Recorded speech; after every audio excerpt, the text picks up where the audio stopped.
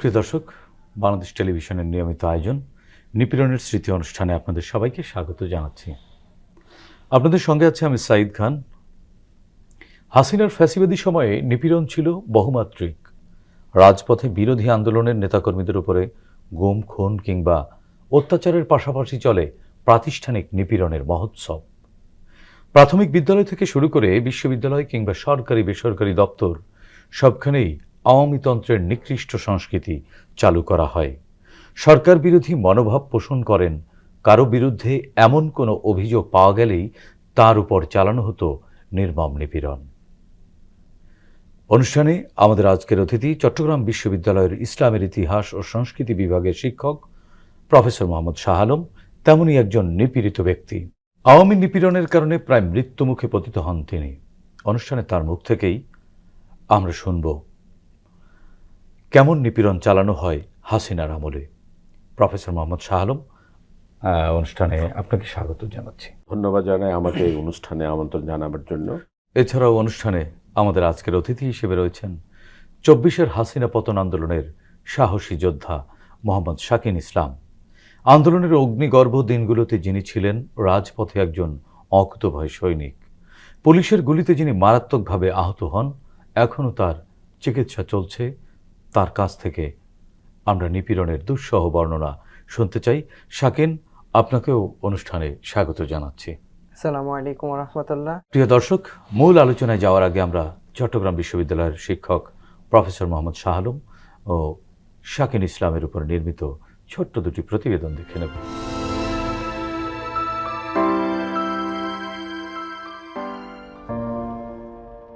লক্ষ্মীপুরের রামগঞ্জ উপজেলার শেফালিপাড়া গ্রামের আব্দুস সাত্তার ও সাজেদা বেগমের সন্তান মোহাম্মদ শাহ আলম ১৯৯১ ও ১৯৯৩ সালে কৃতিত্বের সঙ্গে যথাক্রমে এসএসসি ও এইচএসসি পাশের পর ১৯৯৪-৯৫ শিক্ষাবর্ষে ইসলামের ইতিহাস ও সংস্কৃতি বিভাগে ভর্তি হন ঢাকা বিশ্ববিদ্যালয়ে।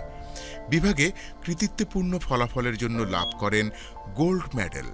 পড়াশোনা শেষ করে শাহ আলমের ক্যারিয়ার শুরু হয়েছিল বাংলাদেশ টেলিভিশনে। সেখানে তিনি নিজের মেধা ও সৃজনশীলতা দিয়ে পেয়েছিলেন খ্যাতি, কিন্তু শিক্ষকতা ছিল তার প্রথম পছন্দ।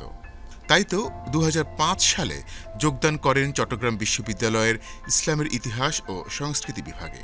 প্রভাষক হিসেবে শুরু করেন নতুন জীবন। ক্লাসে শিক্ষার্থীদের সঙ্গে কথা বলা, লেখালেখি আর সাংগঠনিক নানা কর্মকাণ্ডের ভেতরই সময় করাতে থাকে। এভাবে এক সময় দেশে আসে আওয়ামী শাসন। শুরু হয় নিপীড়নের কাল। আওয়ামী বিরোধী ট্যাগ দিয়ে ধীরে ধীরে তাকে কোণঠাসা করা হয় নিজ বিভাগে।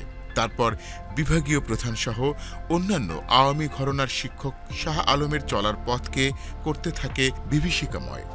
স্বাভাবিক ক্লাস পরীক্ষার দায়িত্ব পালনেও প্রতিবন্ধকতা আসতে থাকে।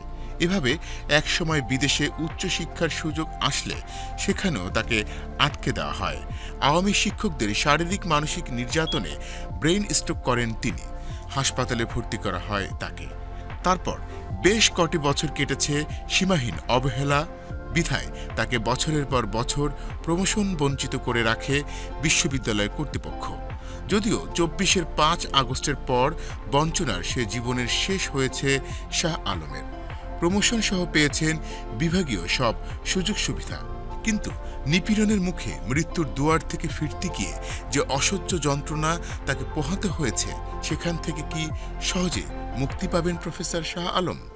শেখ হাসিনার আমলে বহুমুখী নিপীড়নের এক জ্বলন্ত উদাহরণ অসম্ভব মেধাবী শিক্ষক শাহ আলম। কেবল ভিন্ন মত পোষণ করার কারণে শাহ আলমের মতো এমন কত মেধাবীদেরই যে হাসিনা বাহিনী নিঃশেষ করে দিয়েছে তার ইয়াত্তা নেই।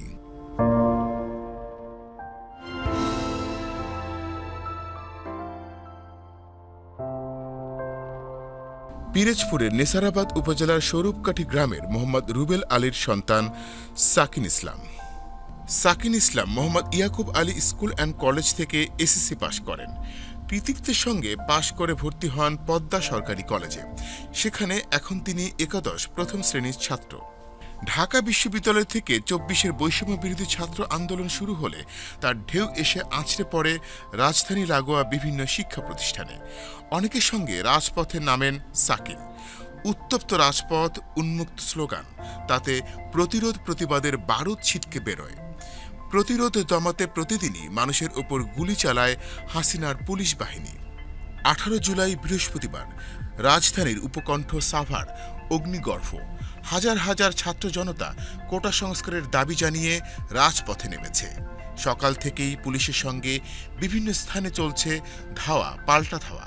কোথাও কোথাও গুলিতে মারা যাচ্ছে ছাত্ররা। সাধারণ মানুষের উপর নির্বিচারে গুলি বর্ষণ করছে হাসিনার খুনি বাহিনী। পুলিশের ছোড়া ছড়রা গুলি এসে লাগে সাকিনের চোখে মুখে। শরীরের অন্যান্য অংশ তখন তীব্র যন্ত্রণা, সেখানেও লেগেছে গুলি। সেই থেকে সাকিন ভুগছেন নির্মম যন্ত্রণায়। এখনও চিকিৎসা চলছে তার। সাকিন জানে না চোখ ও শরীরের এই বুলেট কবে তাকে মুক্তি দেবে, কবে আবার ফিরতে পারবেন স্বাভাবিক জীবনে। শুরুতেই যাচ্ছি প্রফেসর মোহাম্মদ শাহ আলম। আপনি 2005 সাল থেকে চট্টগ্রাম বিশ্ববিদ্যালয়ে অধ্যাপনায় নিযুক্ত। এর আগে বিভিন্ন গণমাধ্যমের সাথেও সম্পৃক্ত ছিলেন এবং আপনি সত্যের সাথে কখনো আপোষ করেননি, অন্যায় দেখলে প্রতিবাদ করেছেন। এই প্রতিবাদী মানসিকতার কারণে তো আপনি সরাসরি রাজনীতির সাথে জড়িত না থাকলেও আমরা শুনেছি নানানভাবে নিপীড়ন, নির্যাতন, হুমকির মুখে পড়েছেন এবং একটা পর্যায়ে একজন বিশ্ববিদ্যালয়ের শিক্ষক হয়েও পুলিশের হাতে রাজপথে লাঞ্ছিত হয়েছেন, মৃত্যুর সাথে পাঞ্জা লড়ে ফিরতে হয়েছে।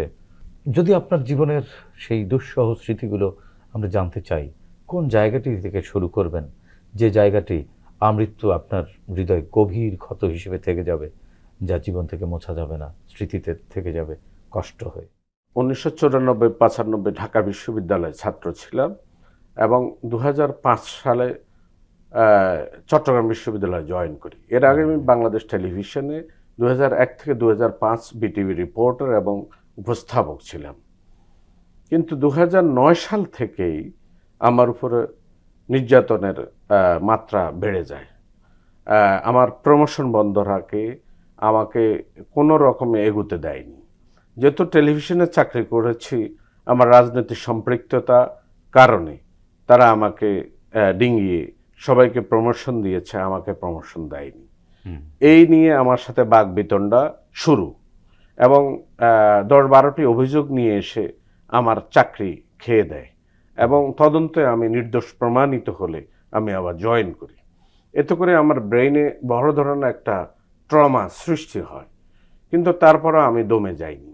আমার যেহেতু জন্মগত একটা প্রতিবাদী মনোমানসিকতা, এই মন মানসিকতার কারণেই আমি প্রতিবাদ করে গেছি।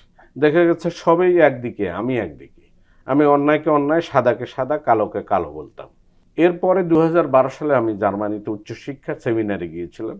সেখান থেকে ওরা আমাকে সেমিনারে ডাকে, কিন্তু আমাকে 2016 সালে 17 সালে আমি লাস্টে মাইল্ড স্ট্রোক করি, প্রথম স্ট্রোক। আপনি যেতে পারলেন না কেন? যেতে দেওয়া হলো না কিসের অজুহাত? দেওয়া হলো না, ওরা বলছে এ তো আমাদেরকে এখনই মানে না, যদি বিদেশি ডিগ্রি নিয়ে আসে। এই ধরনের সাবজেক্ট মানেন না কেন? এই অভিযোগটা কেন আনবার সুযোগ পেল বা আনলই বা কেন যে আপনি মানেন না কাউকে? আসলে মানি না তা ঠিক না। আপনি কি কখনো তাদের মানে সাথে রাজনৈতিক দ্বন্দ্বে জড়িয়েছেন? না একেবারেই তো এটা একাডেমিক মানুষ আপনারা, তো আপনাদের তো আসলে মিছিল মিটিং এ কোনো দ্বন্দ্ব হওয়া বা রাজনীতির ওরকম প্রকাশ্য মাঠের যুদ্ধ হওয়ার কোনো সুযোগ নেই। কিন্তু আপনারা একেবারে, আপনার বিরুদ্ধে সবাই খেপে গেল কেন? বিশ্ববিদ্যালয় প্রশাসন সবাই কেন স্টিম রোলার চালালো? 2005-এর 19 অক্টোবর আমি জয়েন করি। আমি তরুণ যুবক ছিলাম। টলওয়ার্ড, রাঘব বোয়াল কিছু শিক্ষক আছেন যারা পলিটিসাইজড টোটালি, তারা কোনো রকমই তাদের মুখের উপর কথা বলবার সুযোগ দিত না। মানে এটা কি মানে প্রাতিষ্ঠানিক করাপশন? প্রাতিষ্ঠানিক corruption, right, you are right. প্রাতিষ্ঠানিকভাবে আমাকে হেয় করবার জন্য, ছোট করবার জন্য তারা প্রত্যেকটা প্রতি পদে, যেমন আজকে প্রায় 20 বছর আমার জয়েন থেকে এ পর্যন্ত কোনো বিষয়ে আমাকে সুপারিশ করেনি। আমাকে সহকারী অধ্যাপক হতেও তদবির করতে হয়েছে এবং প্রশাসন লেভেলে তদবির করে আমার নিতেছে, ডিপার্টমেন্ট দেয়নি। ইভেন এই ফ্যাসিবাদী এই আমলে আমাকে প্রমোশন দিয়েছে, তারপরও এটা সর্বোচ্চ অথরিটি, ভাইস চ্যান্সেলর, প্রভিসি মহোদয়, ওনারা আমাকে প্রমোশন দিয়েছে, কিন্তু ডিপার্টমেন্ট রিকমেন্ড করে। কারণটা কি ছিল? যেমন আমার আমেরিকার এবং ইন্ডিয়ান আর্টিকেল আছে, রোহিঙ্গাদের নিয়ে আমি মালয়েশিয়াতে পিএইচডি করি। আমি আর্টিকেল দেওয়ার পরে তো আর আপনার কথা থাকতে পারে না। কিন্তু আপনি যদি প্রমোশন দিতে গিয়ে যদি পলিটিসাইজ হন, পলিটিক্যাল চিন্তা থেকে এই promotion দেন, মানে চিটাগং বিশ্ববিদ্যালয়ে আমরা জানি যে এই পতিত ফ্যাসিস্ট শেখ হাসিনা সরকারের যিনি শিক্ষামন্ত্রী ছিলেন সর্বশেষ নওফেল, উনি ব্যাপকভাবে প্রভাব বিস্তার করেছিলেন এবং একই সঙ্গে আরেকজন পররাষ্ট্রমন্ত্রী ছিলেন যিনি ডক্টর হাসান মাহমুদ, তিনিও এক গ্রুপ সৃষ্টি করে শিক্ষক এবং শিক্ষার্থীদের মধ্যে এক ধরনের দ্বন্দ্ব দূরত্ব বাঁধিয়ে রাখতেন। আপনি কি এই ধরনের দ্বন্দ্ব দূরত্ব বা এই যে পক্ষ প্রতিপক্ষের মাঝখানে পরে পিষ্ট হয়ে গিয়েছিলেন? বিষয়টা কি Right. এরকম? হাসান মাহমুদ এবং ব্যারিস্টার নওফেল তাদের একমাত্র ফ্যাসিবাদী আইকন ছিল pro vice chancellor professor doctor Sakandar Chowdhury. এই জুলাই আগস্টের সময় সে পদত্যাগ করতে বাধ্য হয়েছে এবং আমি জুলাই আগস্টের আন্দোলন চলাকালীন সময় তার পদত্যাগের জন্য আমি ভিডিও কনফারেন্স করেছি, বিভিন্ন অনুষ্ঠান করেছি।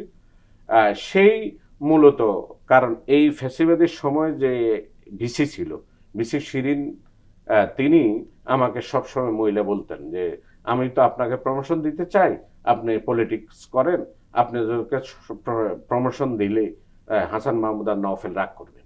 এবং এটা পত্রিকাতে এসেছে, ছোটখাটো কিছু পত্রিকায় নিউজ করে, স্থানীয় চট্টগ্রামের স্থানীয় কাগজগুলো স্থানীয় আসছে, কেন্দ্রীয় কয়েকটাতে এসছে, আমাদের সময় এসছে, আরো কয়েকটাতে আসছে। আর আমি নিজেই নিজের প্রতিবাদগুলো করে গেছি, কারণ তারা আমাকে এই ভাইস চ্যান্সেলর পর্যন্ত ভয় পেত।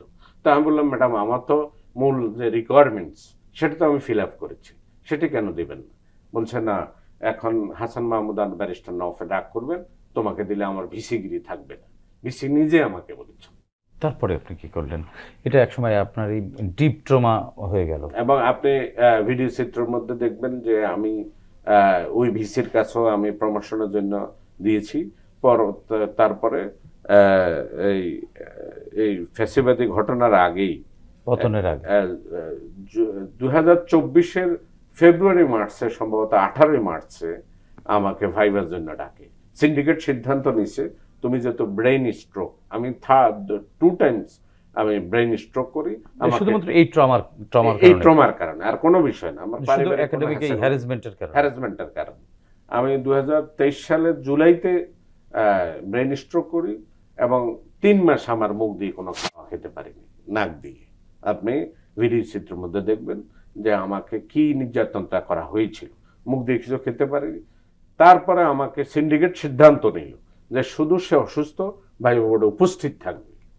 কিন্তু vice chancellor, Awami vice chancellor, তিনি আমার বললেন, আপনার এই অবস্থা কেন হয়েছে বলুন। তখন আমি যখন বলা শুরু করছি, তখন সাকান্দর চৌধুরী, পরবর্তীতে তিনি ভিসি হলেন, তিনি ভিসি বললেন যে আপনি আবু ইউসুফ আলম, যিনি মূল ফ্যাসিবাদের দোষর ছিল, মেয়র মহিউদ্দিন চৌধুরীর বন্ধু ছিল, প্রফেসর আবু ইউসুফ আলম, সেই আমার ফ্যাসিবাদটা আমার উপরে শুরু করে 2009 সাল থেকে। এবং 2017 স্ট্রোক, প্রথম স্ট্রোক, 2023 সালে স্ট্রোক। কিন্তু 24 সালে যখন আমি ভাইভাতে গেলাম মার্চে, তখন তারা আমাকে ভাইভাতে কোনো রকম প্রশ্ন করতে সুযোগ দিল না এবং আমার উপর ওখানেই, কারণ ব্যাংককের ডাক্তার বললেন যদি আপনি 3য়-বারের জন্য স্ট্রোক করেন, উত্তেজিত হন, তাহলে আপনার মৃত্যু ঝুঁকি আছে। আমি তখন আর ঝুঁকি না নিয়ে আমি চুপ করে বসেছিলাম এবং সাকান্দর চৌধুরী তিনি তেলে বেগুনে গরম হয়ে দাঁড়িয়ে গেলেন আমাকে মারার জন্য। Viva board, in presence of vice chancellor. সে তো আপনার সহকর্মী, একই বিশ্ববিদ্যালয়ের শিক্ষক। সে আমাকে পছন্দ করে। শিক্ষকরা কি এভাবে নিজেরা মারামারি করে? এই নজির আছে কোথাও? তো আছে না, নাইলে একজন লোক কিভাবে ভাইবা বোর্ডে তার জুনিয়র কলিগকে অপমান করতে পারে? মারার জন্য সে দাঁড়িয়ে গেলে। তখন আপনি ব্রেন স্ট্রোকের পেশেন্ট। তখন আমি ব্রেন স্ট্রোকের পেশেন্ট। প্রফেসর শাহ আলম, আপনার কাছ থেকে শুনবো। শাকিন, 24-এর যে জুলাই গণ অভ্যুত্থান, ছাত্র জনতার এই আন্দোলনে আপনি তো তখন স্কুলের স্টুডেন্ট, তাই না? তখন ম্যাট্রিক পরীক্ষা দিয়েছিলেন মাত্র। জি, আমি তখন এসএসসি পরীক্ষা, আমার পরীক্ষা শেষ। আমি 15ই জুলাই হচ্ছে কলেজে ভর্তি হয়েছেন, সবে মাত্র কলেজে ভর্তি হয়েছেন। জি তো জি। এই আন্দোলনে আপনি একেবারেই কৈশোরে থেকে আপনি কেন এই আন্দোলনে গেলেন? আপনাকে কি কেউ ডেকে নিয়েছিল না নিজের ইচ্ছায় এই আন্দোলনে? আমি আমার স্বইচ্ছা আন্দোলনে কিভাবে গিয়েছিলাম। গেলেন আমাদেরকে একটু বিস্তারিত বলুন তো। এই যে জুলাইয়ের যে আন্দোলনটা, এটা হচ্ছে আপনার 1 জুলাই থেকেই কিছুটা আস্তে আস্তে শুরু হয়েছিল। তো সেক্ষেত্রে 10ই জুলাই 11ই জুলাই এই সময়টা হচ্ছে ভার্সিটিতে প্রচুর পরিমাণ হচ্ছে জাহাঙ্গীরনগর বিশ্ববিদ্যালয়। জাহাঙ্গীরনগর বিশ্ববিদ্যালয়, ঢাকা বিশ্ববিদ্যালয় সব জায়গায় মোটামুটি একটু ভেতরে ভেতরে জটলা পাকা মানে ওইরকম একটা সিচুয়েশন ছিল। তো ওই টাইমে ছাত্রলীগ বলেন, তারপরে হচ্ছে আওয়ামী লীগের যত দোসররা ছিল তারা সাধারণ ছাত্রদের ভাবে খুব বাজেভাবে হচ্ছে উত্তেজিত ছিল। ঢাকা বিশ্ববিদ্যালয় বড় আপু তারপর বড় ভাইদের ওপর কিভাবে নির্যাতন চালাইছে। তো এই নির্যাতন চালানোর এইসব ভিডিও চিত্র দেখার পর আমি নিজে হচ্ছে কোনোভাবে নিজেকে আর কন্ট্রোল করতে পারিনি। আমার নিজের যে তারুণ্য, সেই তারুণ্য থেকে আমি 12ই জুলাই থেকে আমি হচ্ছে রাজপথে আন্দোলনে ছিলাম। 14ই জুলাই, 15ই জুলাই, 16ই জুলাই তো হচ্ছে ছাত্রলীগ জাহাঙ্গীরনগর ইউনিভার্সিটি খুব বাজেভাবে হচ্ছে আক্রমণ করে। তো ওই আক্রমণের পর আমরা হচ্ছে আমাদের একটাই ছিল যে আমি যেদিন গুলি খাই, তো আমার কাজটা ছিল যে এরকম যে মানে আপনি কি জাহাঙ্গীরনগর বিশ্ববিদ্যালয়ে যে যারা আন্দোলন করতো তাদের সাথে আমি সাথেই থাকতেন? সাথেই থাকতাম। আপনারা তো তখন আন্দোলন করছিলেন কোটা নিয়ে আন্দোলন জি, জি। করছিলেন, কারণ আপনারা তো শেখ হাসিনার পতন তখনও আমরা চাননি। শেখ হাসিনার পতন তখনও চাইনি। আমরা কোটা নিয়ে আন্দোলন করছিলাম, কারণ শুধু মুক্তিযোদ্ধা কোটা না, আমরা সবাই চাইছিলাম যে কোটাটা হচ্ছে সংস্কার করা হোক। তো শেখ হাসিনা সরকার এটা সংস্কার করেনি। তো খুনি সরকার তখন যেভাবে উনি হচ্ছে ওনার অত্যাচার চালাইছে ওনার পুলিশ বাহিনী দিয়ে, এরপরে হচ্ছে জাহাঙ্গীরনগর বিশ্ববিদ্যালয়ে যখন খুব বাজেভাবে আক্রমণ করা হয়, তো ওই টাইমে আমাদের আর আমার কাজটা ছিল এরকম যে আমি হচ্ছে বড় ভাইদের কাছ থেকে তথ্য নিতাম। ওই তথ্যটা আমাদের হচ্ছে যখন 16ই জুলাই যে সব ছাত্রদের উপরে যে অ্যাটাকটা হয়, আওয়ামী লীগের দোসররা যে অ্যাটাকগুলো করে, তো ওই অ্যাটাক হওয়ার পর আমাদের প্রতিটা কলেজ থেকে বা কলেজ স্টুডেন্ট বা স্কুল পর্যায়ের যারা ছিল 6 থেকে, তো তাদের নিয়ে আমাদের কাজটা ছিল। মানে আপনাদেরকে সংগঠিত কারা করলো? আমাদেরকে সংগঠিত করেছে আমাদের যারা বড় ভাইরা ছিল তারা। আমার কাজটা ছিল যে আমি বিভিন্ন গ্রুপের মাধ্যমে আমি জানিয়ে দিতাম যে আমাদের অমুক টাইমে, যে কোনো টাইমে যেখানে খবর পাইতাম যে আমাদের অমুক জায়গায়, আমরা অমুক জায়গায় আন্দোলনটা হচ্ছে আবার হচ্ছে চালাবো, বা এত ঘন্টা আমাদের এক একটা টাইম থাকতো, ওই টাইমের ভেতরে আমরা শেষ করব। তো ওইরকমভাবে আয়োজন করতাম। তো সেক্ষেত্রে আমি যেদিন 18ই জুলাই আমার গুলি লাগছে। এই গুলি লাগলো কিভাবে? আপনি তখন কোথায় ছিলেন? গুলি লাগার আগ পর্যন্ত দুপুর 3টা পর্যন্ত আমার আম্মু জানে যে আমি প্রথম থেকে আন্দোলনে ছিলাম, কিন্তু হচ্ছে আমি হচ্ছে সাভার মডেল থানার পাশে আমার বাসা। তো সেক্ষেত্রে হচ্ছে আমার আম্মুর কাছে অনেকে ওয়ার্নিং দিছে, তো থানার অনেকেই হচ্ছে ওয়ার্নিং দিছে যে আপনার ছেলেকে কেন পাঠান। তো সেক্ষেত্রে 15ই জুলাই আমি যখন কলেজ থেকে ভর্তি হয়ে বাসায় ফিরি, তো হচ্ছে 18ই জুলাই 16-17 তারিখে হচ্ছে আন্দোলনে ছিলাম। কলেজে ভর্তি হলেন? হ্যাঁ, 15ই জুলাই আমি প্রথম ঢাকার ভিতরে প্রচুর পরিমাণে গন্ডগোল ছিল। কোন কলেজে ভর্তি? আমি পদ্মা সরকারি কলেজে বিজ্ঞান প্রথম বর্ষের ছাত্র এখন। তো আমি যখন আপনার ঢাকায় প্রচুর পরিমাণে গন্ডগোল, ওই গন্ডগোলের ভেতরে আমি হচ্ছে কলেজে ভর্তি হই, কারণ সরকারি কলেজ, সেক্ষেত্রে আমি আর লেট করিনি। তো আমি ভর্তি হওয়ার পর তখন আসি, তো 16-17 জুলাই প্রচুর পরিমাণে আমাদের উপরে আক্রমণ হয়েছে। তো ওই টাইমে আমি আন্দোলনে ছিলাম। আর 18ই জুলাই বিকেল 3টা পর্যন্ত আমাকে বাসায় আটকে রাখা হয়েছিল। আমার আম্মু হচ্ছে আমার দরজা তালা দিয়ে রাখছিল। পরে হচ্ছে আম্মুকে বলছি যে আমি একটু ওয়াশরুমে যাবো, এই কথা বলার পর আমার রুমের গেট খুলে দিয়েছে। পরে আমি হচ্ছে ওয়াশরুমে যেয়ে গোসল করছি। পরে বলে যে এখন তো গোসল করার টাইম না, তুমি কেন গোসল করলে? পরে আমি উজু করে গোসল করে হচ্ছে বের হয়ে গেছি। পরে আমাকে একটা কথাই বলছিল যে যেখানে যাও সাবধানে যাও, আর তুমি এখন হচ্ছে কেন আপনি উজু করলেন, গোসল করলেন? আমি উজু করছি, গোসল করছি, কারণ যেরকম পরিস্থিতি, আর আমি বাসা থেকে বের হওয়ার আমার কাছে হচ্ছে আমার যে মোবাইল ফোন ছিল, মুঠো ফোন ছিল, তো সেখানে হচ্ছে প্রচুর পরিমাণে ভিডিও ক্লিপ আসতেছিল। তো প্রতিটা ভিডিও ক্লিপ মানে এত পরিমাণে ব্লাড, এত পরিমাণে রক্ত ছাত্রদের শরীর থেকে পড়তেছিল। তো ওই সব রক্ত দেখা, তারপর লাস্ট একটা ভিডিও আমার কাছে আসে, সেই ভিডিওটা এখনো আছে। তো একটা আপুর হচ্ছে মাথায় গুলি লাগছে, তো তার মাথা থেকে এত পরিমাণে রক্ত, তার পুরো শরীর হচ্ছে রক্তে রঞ্জিত ছিল। তো ওই ভিডিও দেখার পর মানে কোনো একটা মানুষের পক্ষে তার নিজের জায়গা থেকে যে প্রতিবাদ করার যে বিষয়টা, সেটা কোনো মানুষের পক্ষে দমন করা সম্ভব না। তো সেই উৎসাহ বা সেই মানে মনোবল থেকে আমি হচ্ছে ওই টাইমে হচ্ছে বের হয়ে যাই। মানে আমি জানতাম যে আমি হয়তো বা যাইতেছি, আমি আর বাসায় আজকে আর ফিরে আসতে পারবো না, কারণ প্রতিদিন আর অবস্থা মোটামুটি ছিল। তো এজন্যই আপনি উজু করে গোসল করে আমি একবার বের হয়েছি। তো ওই দিন হচ্ছে তার আগের দিন রাতে হচ্ছে পুলিশ কারফিউ জারি করছে। জাহাঙ্গীরনগর বিশ্ববিদ্যালয় কেন্দ্রীয় শহীদ মিনার আমাদের যাওয়ার কথা ছিল। সাভারের যত কলেজ আছে, সাভার ল্যাবরেটরি কলেজ, সরকারি কলেজ, বিভিন্ন কলেজ আছে সাভারে। তো কলেজ স্কুল পর্যায়ের যারা ছিল মোটামুটি তারাও, আমাদের ছোট ভাইরা যারা ছিল সবাই আমরা একসাথে হচ্ছে বের হব। তো ওই রকম কথা ছিল, কিন্তু আমি বের হইতে পারিনি। তো ওই টাইমে এত পরিমাণে গোলাগুলির শব্দ পাইতেছিলাম আমার বাসা থেকে। তো আমি ওই আপুটার ভিডিও দেখার পর আমি আর নিজেকে সহ্য করতে পরে বাসা থেকে 10টা মানে 20 টাকা নিয়ে বের হয়েছিলাম। ডাইরেক্ট রিক্সা নিয়ে আমি ওইখানেই গেছি যেখানে পুলিশের গোলাগুলি হচ্ছিল, আমি ঠিক সেখানেই গেছি। সেখানে যাওয়ার পর সাভার মডেল থানার যে সাব ইন্সপেক্টর, তারপর হচ্ছে আরও হচ্ছে কনস্টেবল বা আপনার বলতে পারেন ইন্সপেক্টর লেভেলে যারা আছে, ওনারা আমাকে অনেকেই চিনেন, কারণ মডেল থানার পাশে যেহেতু বাসা, তো অনেকের সাথেই সাক্ষাৎ ছিল আগে থেকেই। তো সেক্ষেত্রে তারা বলছে তুমি কেন যাচ্ছ। তো আমি ওই টাইমে একটা মিথ্যে কথা বলি। মিথ্যে কথাটা ছিল এরকম যে আমি আমার 15ই জুলাই কলেজে ভর্তি হয়েছি। তো সেক্ষেত্রে আমি আমার রাস্তার ওপারে যেখানে মানে মেন আন্দোলন হচ্ছে, তো সব ছাত্ররা আছে এবং সাধারণ মানুষ আছে, সেখানে হচ্ছে আমি বলছি যে আমার স্যারের এক বাসা আছে, আমি সেখানে হচ্ছে আমার মার্কশিট আনতে যাচ্ছি। তো বলছে যে তুমি 5 মিনিটের ভেতরে আসবা। তো আমি বলছি আচ্ছা ঠিক আছে। পরে আরেকটা কনস্টেবল আমার হচ্ছে ওনার রাইফেল আমার পায়ে তাক করে বলছে তুই তো হচ্ছে তোর মার্কশিট আনতে যাচ্ছিস না, তুই তো আন্দোলনে যাবি। পরে আমি বলি না, কয় তুই তো গিয়েই আমাদের ওপর হচ্ছে ইট পাটকেল মারবি। আমি বলছি দেখেন ভাই এরকম বা স্যার এরকম কিছুই না, আমি জাস্ট মার্কশিটটা নিয়ে আসবো। তো আমি সামনে গেছি, সামনে যে 2-3টা স্লোগান দিছি নারায়ে তাকবীর বলে। তো আরও বিভিন্ন আমাদের স্লোগান ছিল, কোটা না মেধা, এরকম স্লোগান দিয়ে আমি হচ্ছে, আর যখন আমাকে দেখছে আমার ছোট ভাই বা আমার ফ্রেন্ড সার্কেল, আমার বন্ধুরা বা আমার বড় ভাইরা, তো তারাও আর হচ্ছে, আমি একবারে রাস্তার মাথায় আমি একা ছিলাম।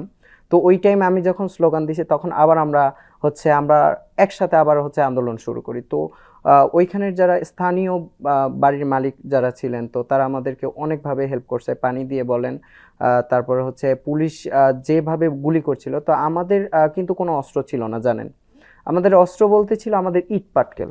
আর পুলিশের অস্ত্র ছিল বিভিন্ন রকমের, গ্রেনেড ছিল, সাউন্ড গ্রেনেড ছিল, তারপর রাবার বুলেট, তারপর হচ্ছে ছোটগুলো বিভিন্ন। কি করলেন ওখানে? তারপরে হচ্ছে আমি প্রায় 1.5 ঘন্টা 2 ঘন্টার মতো আন্দোলনে ছিলাম, মানে আমি সামনে সামনে। আর হচ্ছে বাড়িওয়ালাদের কাছ থেকে হচ্ছে বাড়ির কাজ করার পর কিছু হচ্ছে অবশিষ্ট ধরেন ইট বা হচ্ছে টাইলস থাকে, তো এইরকম 25 থেকে 26 বস্তা ইট আমরা হচ্ছে সমন্বয় করে এগুলো হচ্ছে পুলিশের উপরে আমরা প্রচুর পরিমাণে চড়াও হয়ে গিয়েছিলাম। তো জাহাঙ্গীরনগর ইউনিভার্সিটির ওখান থেকে একটা সাভার মডেল থানার একটা গাড়ি আসছিল। তো আমরা আগে থেকেই খবর পেয়েছিলাম যে ওই গাড়িতে হচ্ছে অস্ত্র এবং গোলা বারুদ ছিল। তো সেক্ষেত্রে সাভার মডেল থানার ওই অ্যাম্বুলেন্সটায় আমাদের ভাইরা বা আমরা হচ্ছে ডাইরেক্ট মেন রাস্তা বলতে যে মেন যে লেনটা, একটা লোকাল লেন থাকে আর একটা হচ্ছে মেন যে লেনটা, তো ওই মেন লেনে গাড়িটা যাচ্ছিল অ্যাম্বুলেন্সটা। তো ওই গাড়িতে হচ্ছে আমরা যেটা ঠিক সন্দেহ করেছি ঠিক সেটাই ছিল। তো কিছু পুলিশ বসা ছিল। তো ওই টাইমে হচ্ছে ওই গাড়িটা আমরা আটকানোর অনেক চেষ্টা করছি, কিন্তু হচ্ছে পুলিশ মানে উল্টো পাল্টা গুলি করছিল, মানে প্রচুর পরিমাণে গুলি করার কারণে পরে হচ্ছে আমরা আবারও ছত্রভঙ্গ হয়ে যাই। তো সেক্ষেত্রে হচ্ছে তখনই হচ্ছে কিছু পুলিশ হচ্ছে আমাকে টার্গেট করে, কিন্তু আমি আর বুঝতে পারিনি। তখন হচ্ছে আমি আবার হচ্ছে আমাদের ইট শেষ হয়ে যায়। তো সেক্ষেত্রে একটা আতর নিয়ে হচ্ছে আমরা মানে হাতুড়ি নিয়ে আমি হচ্ছে ইট ভেঙে ভেঙে সবাইকে দিচ্ছিলাম। তো এমন পর্যায়ে আমি তো আগে থেকেই ইট ওদের দিকেও দিচ্ছি, মানে আমাদের যারা ভাইয়েরা ছিল ওদেরকে আমি ইট দিচ্ছি, আবার আমি নিজেও মারছিলাম। তো ওই টাইমে প্রচুর পরিমাণে সাউন্ড গ্রেনেড বলেন, তারপর হচ্ছে টিয়ার শেল মারছিল। তো আমার সামনে একটা টিয়ার শেল, আমার বাম পাশে ছিল 2টা আর সামনে পড়ছিল একটা। তো আমার সামনে যেটা ছিল ওইটা হচ্ছে আমি নিজেই পলিথিন হাতে নিয়ে উঠে ওইটা হচ্ছে পুলিশের দিকে দিই। তো আমাদের অপোজিটে পুলিশ ছিল প্রায় 65 থেকে 70 জন পুলিশ এরকম। আর প্রতিটা ওভারব্রিজে হচ্ছে 6-7 জন করে পুলিশ ছিল, যারা হচ্ছে উপর থেকে বেশি করে তো তাদেরকে একবারে ডাইরেক্ট শ্যুট করতো। তো ওই 60-65 জন পুলিশের ভিতরে রাস্তার মাঝখানে জানেন যে গাছ আছে, তো ওই গাছের ওইখানে 3-4 জন লুকানো ছিল। তো আমি আর ওটা খেয়াল করিনি। তো ওরা যখন পুলিশটা যখন ছত্রভঙ্গ হয়ে যায়, ঠিক তখনই হচ্ছে ছাত্রদের চড়াও হওয়ার পরিমাণটা মানে আরেকটু বেড়ে গিয়েছিল। তো ওই টাইমে হচ্ছে উপর থেকেও গুলি করছে, আর হচ্ছে আমাকে হচ্ছে আমি সাইডে ছিলাম, আলহামদুলিল্লাহ আল্লাহ বাঁচিয়ে রেখেছে এখনো। তো ওই টাইমে হচ্ছে রাস্তার মাঝখানে যে 3 জন পুলিশ ছিল, 4 জন, তো তারা হচ্ছে ডাইরেক্ট আমাকে সরাসরি শ্যুট করে। তো সেক্ষেত্রে আমার মাথায়, বাম চোখে এবং হচ্ছে গলায়, এখনো হাতে, বুকে বিভিন্ন জায়গায় এখনো গুলি আছে। মানে আপনার সীসার গুলিগুলো। সরাসরি গুলি, হ্যাঁ, সরাসরি গুলি করে। গুলিবিদ্ধ হয়ে আপনি কি রাস্তায় পড়ে গেলেন? আমি না? সরাসরি গুলিবিদ্ধ হয়ে আমার নাকেও হচ্ছে অনেক ব্লিডিং হয়েছে, নাকে এবং হচ্ছে মুখ দিয়ে হচ্ছে রক্ত মতো যে বমিগুলো হয়, তো আমার ওই রকম রক্ত মানে মুখ দিয়ে গলগলে বের হইতেছিল, এরকম সিস্টেম। তো ওই টাইমে হচ্ছে গুলি লাগার সাথে সাথে আমি হচ্ছে বলতে পারেন 3-4 মিনিট সেন্সলেস ছিলাম, আমি রাস্তায় পড়া ছিলাম। তখন মানে সেন্সলেস মানে আমি যখন পড়ি ঠিক তখনই বলে যে পুলিশ বলে যে এটা মনে হয় ডেট, এটা এদিকে আর গুলি করার প্রয়োজন নাই। তো ওই কথাটা আমি স্পষ্ট শুনছিলাম। তো তারপরে হচ্ছে 2-3 মিনিট, কত মিনিট আমি সেন্সলেস ছিলাম আমি জানি না। পরে হচ্ছে আমার সহযোদ্ধা যারা ছিল তারা হচ্ছে আমাকে হচ্ছে ওখান থেকে উঠিয়ে নেয়। অধ্যাপক শাহ আলম, শাকিন ইসলাম শুনছিলাম। এরপরে আপনার কাছ থেকে শুনতে চাই, আপনি তো ভাইবা বোর্ডে আপনাকে শারীরিকভাবে লাঞ্ছিত করলো, তারপরে কি? এটি তো মার্চে ছিল। জুন জুলাইতে আন্দোলন যখন শুরু হয়ে যায়, আপনি যখন আমার সোশ্যাল মিডিয়াটা চেক করবেন, আপনি দেখবেন যে কিভাবে আমি শেখ হাসিনার বিরুদ্ধে আন্দোলনে আপনিও শিক্ষার্থীদের সাথে আপনিও নেমে এখানে গেলেন। এই আন্দোলনে আমার সম্পৃক্ততা ছিল, আমার মেয়ের ছিল, আমার ছেলের ছিল। আমার ছেলে সিটি কলেজে আন্দোলন করেছে, আমার মেয়ে সিদ্ধেশ্বরী গার্লস কলেজে ছাত্রী। সে সেখানে যে আন্দোলন করেছে সেই সেই ফুটেজও আছে, সেই টেলিভিশন ইন্টারভিউগুলো আছে। ইউনিভার্সিটিতে আন্দোলন। এবং আমি ওই অসুস্থতার কারণে বেশিরভাগ সময় আমার ঢাকার থাকতে আচ্ছা, হয়েছিল। হুম। তখন আমি যেমন কোটা নিয়ে আন্দোলন যখন শুরু হয়েছে, তো 14 জুলাই অবজারভারে আমার লেখা আছে, ইজ কোটা ডেস্ট্রয়িং মেরিট, এই নিউজটা এসেছিল আন্দোলনে। তখন আমি সিটি কলেজে গেছি আমার ছেলেকে উদ্ধার করার জন্য, সেখানে আমি আন্দোলনের মাঝখানে পড়ে যাই। আর মেয়েটারে উদ্ধার করার আপনি পুলিশের হামলার শিকার হলেন, আমরা দেখলাম আপনার রক্তাক্ত ছবি।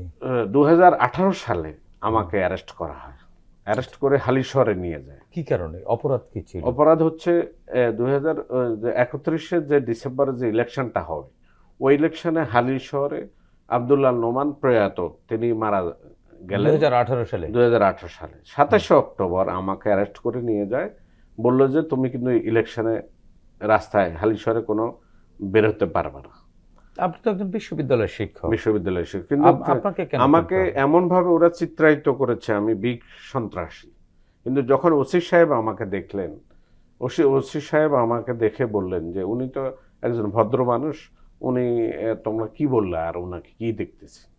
তা আমি বললাম, স্যার আমি তো কোনো আন্দোলন সংগ্রামে জড়িত না, আমি তো এমনি প্রতিবাদ প্রতিরোধ করি আমার একাডেমিক এরিনাতে।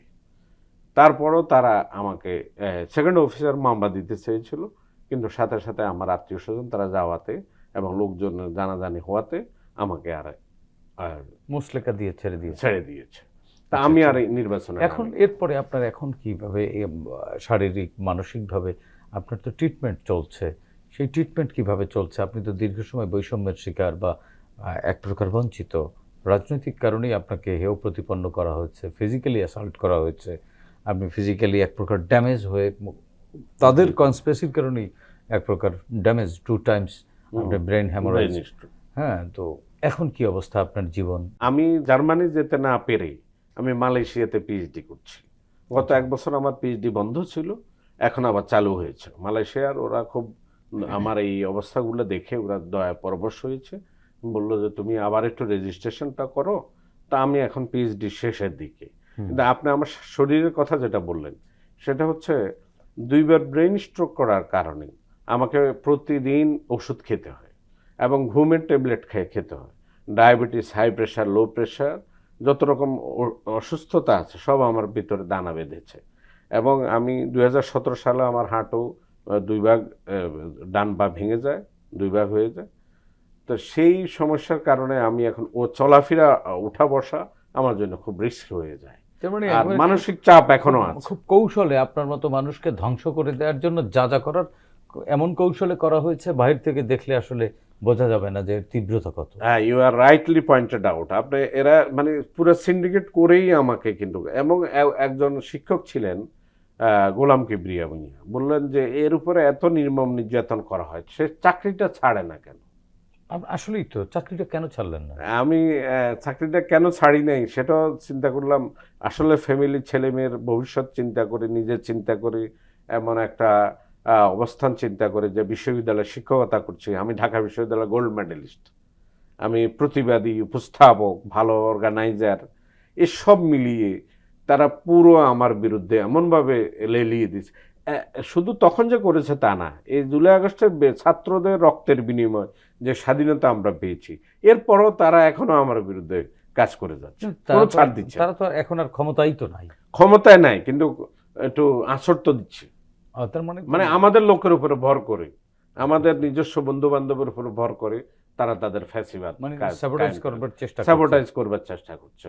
যখন আমি ওখানে মালয়েশিয়াতে যাব পিএইচডির কাজে, ওখানে ছুটি নিয়ে এই ভুল হয়েছে, সেই ভুল হয়েছে, মানে আমার ব্রেইনের এমন অবস্থা হয়েছে যে রাত্রে ওষুধ খাওয়া ছাড়া, দিনে ওষুধ খাওয়া ছাড়া আমার আমার সুস্থির অবস্থা আমার ভিতরে নাই।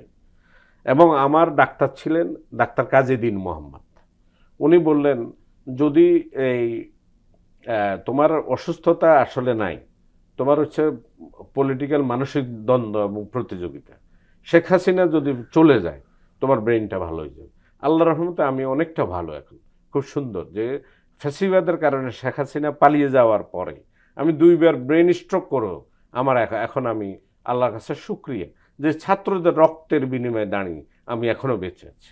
আমরা একটু শাকিন ইসলামের কাছ থেকে শুনে আসি। শাকিন ইসলাম, জি। রাস্তায় পড়ে গেলেন, পুলিশ বলা বলি করলো এটা হয়তো মরে গেছে, আর গুলি করতে হবে না। এই কথাটি যখন কানে আসলো তখন ভয় হয়নি?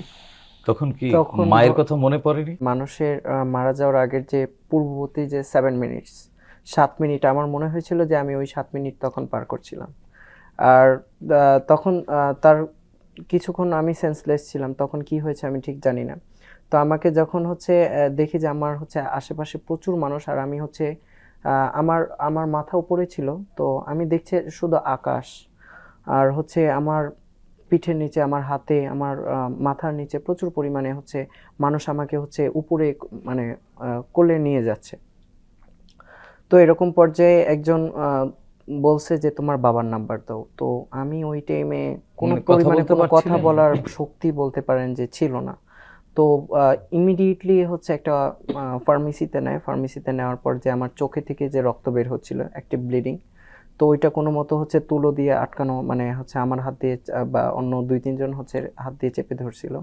আমি প্রচুর পরিমাণে পানি খাওয়ার মনে আর্তনাদ করছি। তো ওই টাইমে বলছে যে পানি যদি এখন খাওয়ান, ইমার্জেন্সি পেশেন্ট, তো সেক্ষেত্রে তার হচ্ছে বমি হবে। তো আমার মাথায়ও গুলি লাগছিল, মাথা হচ্ছে চুল রক্তে ভিজে গিয়েছিল।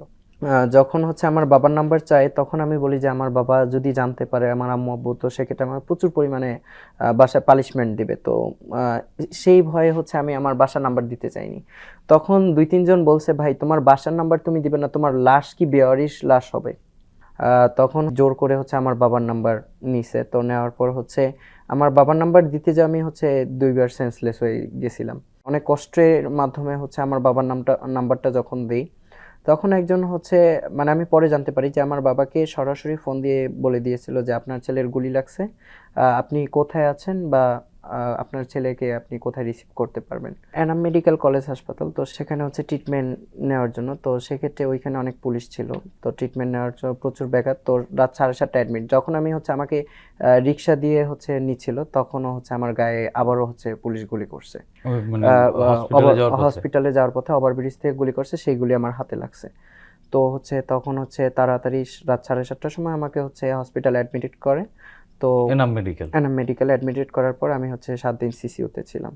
আর ওই দিন রাত 2টার সময়, মানে 19শে জুলাই রাতে হচ্ছে আমার ওটি করে, রিপেয়ারিং করে। তো সেক্ষেত্রে তারপরে হচ্ছে ইসলামিয়া ইনস্টিটিউট চক্ষু হাসপাতালে, মানে আপনার চোখের গুলি সবগুলো তোলা হয়? না, চোখের গুলি বের করা পসিবল না, কারণ ওনারা অনেক চেষ্টা করছে, আর 2 ঘন্টা প্লাস ওটি করছে, তো কিন্তু পারেনি।